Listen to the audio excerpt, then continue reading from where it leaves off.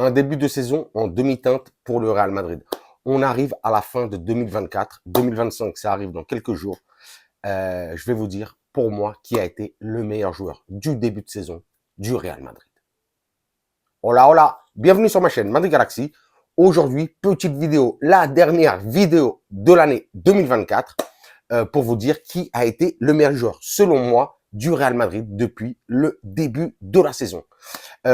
Franchement, d'ailleurs, je vais vous laisser vite fait, juste après, pour que vous ayez dans l'espace communauté, je vous laisse un petit sondage avec les joueurs, justement, dans le sondage, pour savoir qui a été le meilleur joueur du Real Madrid. Sinon, si vous avez une autre proposition à faire, vous lâchez votre commentaire, et sinon, vous votez. Et on en reparlera début janvier pour le premier match en 2025. Donc, pour moi, il y a 5 vraiment candidats.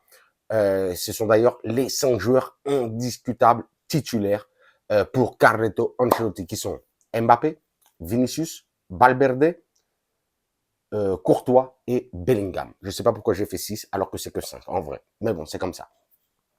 On va commencer par Courtois. Courtois, vraiment incroyable. Franchement, depuis son retour, depuis cette très sévère blessure de l'année dernière, et il est incroyable. Il nous a fait des sauvetages de fou. Je ne sais pas si c'est pratiquement une soixantaine d'arrêts en 25 matchs de jouer de Courtois, mais vraiment un Courtois indispensable, bête de titulaire au Real Madrid. J'en reviens pas du retour de Courtois parce qu'après cette grave blessure, franchement, il est revenu à son meilleur niveau. C'est vraiment incroyable. Pour moi, Courtois, vraiment, très souvent, on n'en parle pas énormément dans les matchs, surtout dans les médias, mais Courtois a été, en tout cas, pratiquement très souvent l'homme du match dans les matchs du Real Madrid parce que sur les contre-attaques des équipes adverses, parce que vous savez que cette année, franchement, on a fait des sales matchs, on a fait des très mauvais matchs, mais il y a toujours Courtois qui nous sauve, malgré cette défense vraiment très affaiblie cette saison par toutes les blessures et justement tous ces changements tactiques en défense. On n'a pas encore Alaba, on n'a plus Militao, entre Fran Garcia et Mendy, on ne sait plus qui est titulaire. On a seulement Rudiger, c'est vrai, qui est impérial, impeccable depuis le début de la saison. En charnière sociale, on a eu, qui était accompagné de Rudiger, qui a eu Asensio là dernièrement, et Tchouaméni, qui laisse son poste au milieu de terrain, justement, pour venir accompagner Rudiger. Et puis de l'autre côté, on a perdu Carvajal aussi. Et là, on est en train de laisser Lucas Vazquez. On sait qu'il y aura pas de... que Florentino a dit qu'il y aurait pas de mercato pour la défense, ni rien du tout, même pour rien du tout de l'équipe. Donc ça fait un petit peu de la peine. Mais bon, c'est comme ça. Donc franchement, j'ai trouvé un Courtois vraiment exceptionnel et je tenais à vraiment, une fois de plus, à souligner toutes ces prestations incroyables qu'il nous délivre depuis le début de la saison. Donc franchement, Courtois, big up. Deuxième aspirant à, on va dire, MVP de la moitié de saison, c'est Bellingham. Bellingham, c'est vrai qu'il a pas énormément bien commencé la saison. Il a mis beaucoup moins de buts que depuis son arrivée l'année dernière. Quand il a commencé en trombe l'année dernière.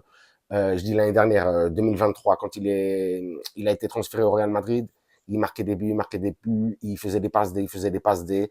Mais cette année, c'est vrai qu'il n'a pas énormément bien commencé, mais on voit que c'est un joueur pareil pour Carleto Ancelotti, indispensable, vraiment un joueur fantastique, et surtout là sur les 2 derniers mois. Mais il a été incroyable, notre Jude Bellingham, Jude, franchement incroyable. Il a commencé lui aussi à marquer quelques buts, je crois qu'il était à 6 ou 7 buts. Je regarde ça vite fait, c'est 7 buts et 5 passes décisives, mais c'est vraiment tout ça, c'est un petit peu vraiment sur les 2 derniers mois.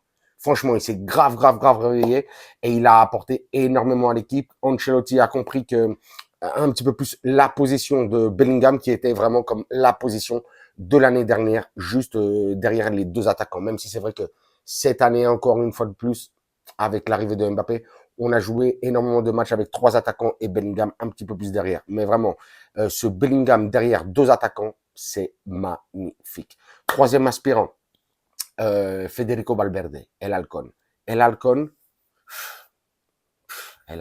je l'ai critiqué encore une fois de plus, au tout début de la saison. Même, je me suis lâché énormément. J'aurais dû me taire.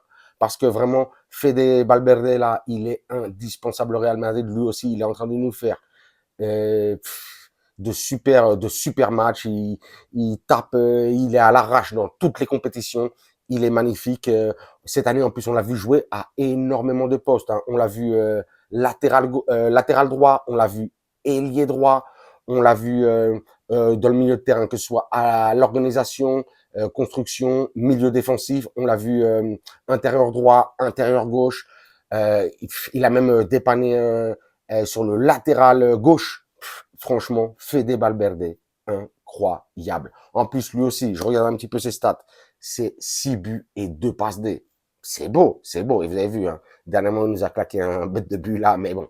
Il a marqué en plus cette année que des beaux buts, que demander de plus d'un milieu de terrain. Franchement, pour moi, vraiment, le meilleur milieu de terrain du monde au jour d'aujourd'hui. Sans compter Bellingham, parce que Bellingham, en vrai, il est placé un petit peu plus au-dessus.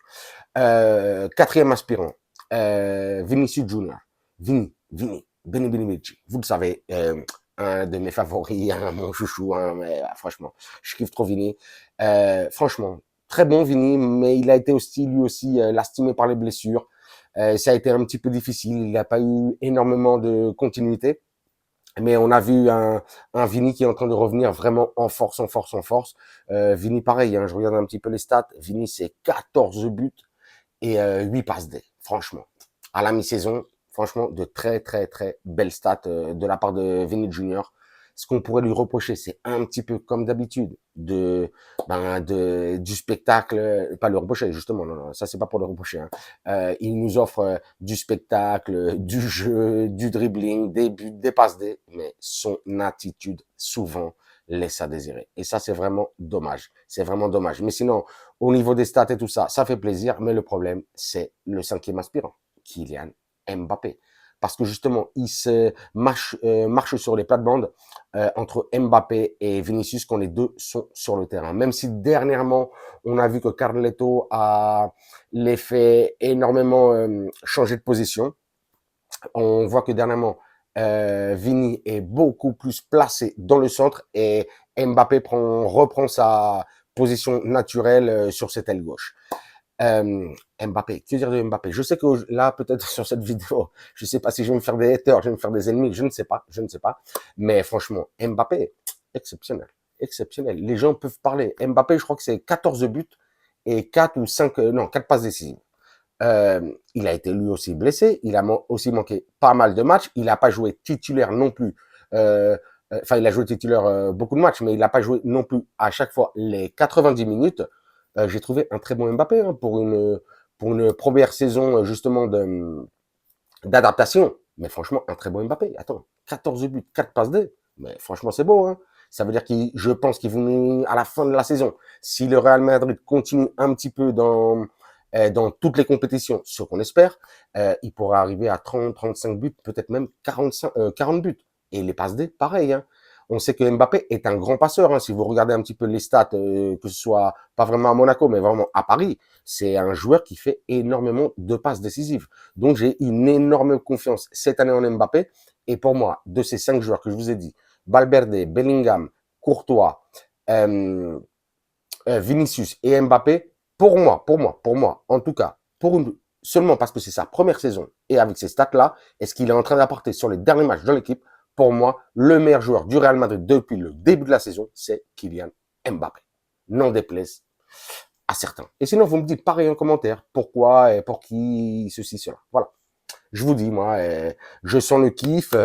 Il faut lui donner de la force au petit. Enfin, même si c'est plus un petit, mais bon, il est encore jeune, très jeune encore, mais il faut lui donner de la force. Il va tout casser au Real Madrid. Ça va être une légende du Real Madrid.